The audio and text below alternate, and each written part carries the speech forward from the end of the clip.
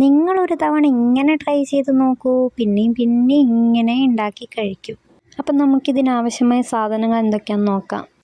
Kashmiri chilli powder, മന്തി മസാല, മഞ്ഞൾപ്പൊടി, ഉപ്പ്. മന്തി മസാല ഓപ്ഷണലാണ് കേട്ടോ. സോറി കേട്ടോ, ചിക്കൻ ഇടുന്നത് ഞാൻ പറഞ്ഞിട്ടുണ്ടായിരുന്നില്ല, ചിക്കനും കൂടെ ഇടാം. പിന്നെ കോൺഫ്ലവറൊക്കെ ഇട്ട് മിക്സ് ചെയ്ത് വെക്കുക. ഇതിൻ്റെ കൂടെ തന്നെ വെളുത്തുള്ളി, ഇഞ്ചി ഒക്കെ ചതച്ചതിടണം കേട്ടോ. ഇതൊക്കെ ചേർത്ത് മിക്സ് ചെയ്ത് അരമണിക്കൂർ മാറ്റി വെക്കണം കേട്ടോ. അപ്പോഴേക്കും നമുക്ക് ഇതിനാവശ്യമായ സവോളൊക്കെ വാട്ടിയിട്ടെടുക്കാം. സവാള ഒന്ന് വാടിയതിന് ശേഷം അതിൽ ക്യാപ്സിക്കം, മല്ലിയിലയും കൂടെ ഇടുക.